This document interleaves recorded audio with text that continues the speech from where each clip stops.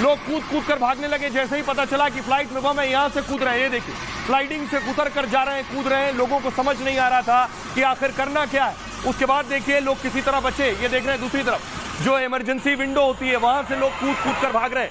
हंगामा मच गया, भगदड़ मच गई। लोग अपने बच्चों को लेकर, अपना सामान लेकर, अपना लगेज लेकर भागना शुरू हो गए। देखिए सर,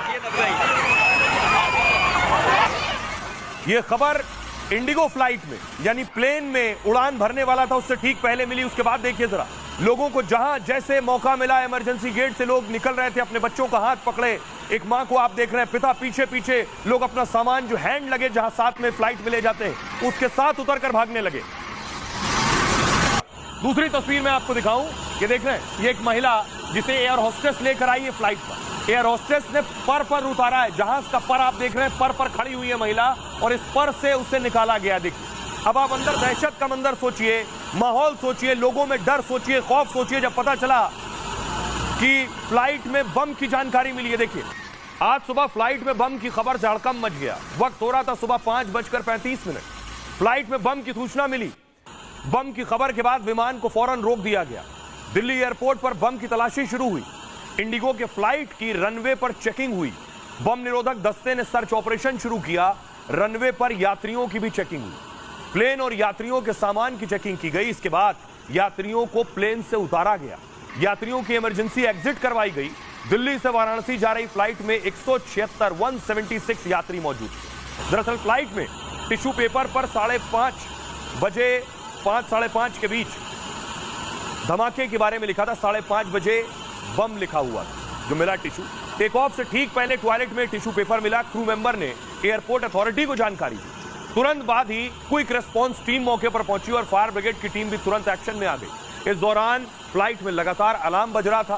फ्लाइट में यात्रियों में चीख पुकार मच गई थी। और उसके बाद वैसे एयरपोर्ट पर बहुत ज्यादा सिक्योरिटी रहती है, मैं आपको दिखाऊं। उसके बाद फौरन एयरपोर्ट पर सिक्योरिटी पहुंची। सीआईएसएफ के जवान आप देख रहे हैं जो वहां पर मौजूद होते हैं। सिक्योरिटी बढ़ा दी गई, सीआईएसएफ की तैनाती कर दी गई। रनवे पर अमूमन सीआईएसएफ नहीं होती, एयरपोर्ट के अंदर होती है। फौरन रनवे पर भी सीआईएसएफ पहुंच गई। अब अगली तस्वीर में आपको दिखाऊं कि पैसेंजर, उसके बाद फ्लाइट उड़ी।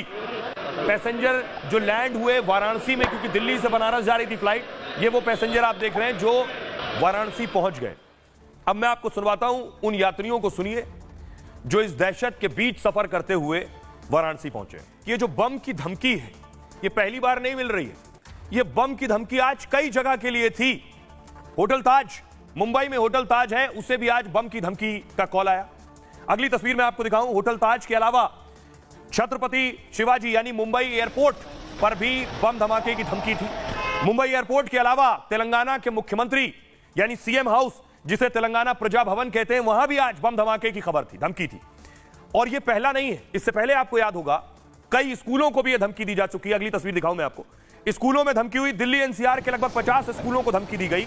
और उसके बाद देखिए जरा, बाकायदा वहां सुरक्षा एजेंसियां पहुंची। अगली तस्वीर देखिए जरा। गृह मंत्रालय, 22 मई को गृह मंत्रालय को धमकी दी गई बम से उड़ाने। लखनऊ 9 मई को, लखनऊ में भी कई स्कूलों में बम से उड़ाने की धमकी दी गई।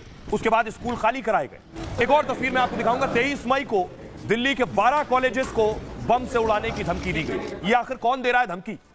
कौन धमकी दे रहा है?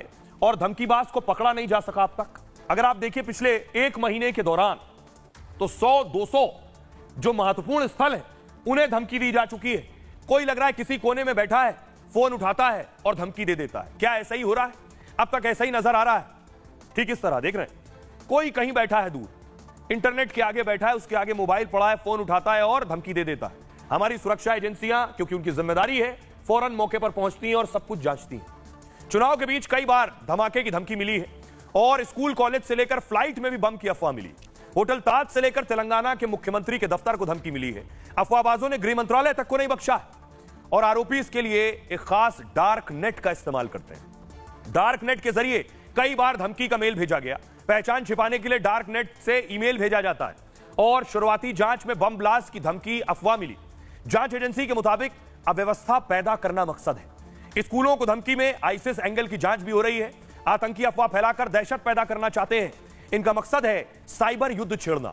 साइबर अपराधी इंटरनेट पर कई अवैध काम करते हैं दरअसल, और इसमें कई बार अपराधी का लोकेशन पता नहीं चलता, यानी यह शख्स जहां से फोन करके धमकियां दे रहा है इसके बारे में पता नहीं चलेगा ये कहां बैठा है। क्यों? क्योंकि या तो ये नेट का, डार्क नेट का यूज करके मेल के जरिए धमकी दे रहा है, या इंटरनेट का इस्तेमाल करके फोन नंबर से लिंक करके फोन के जरिए धमकी दे रहा है। इसलिए इसकी जब जांच की जाएगी तो नंबर नहीं मिलेगा।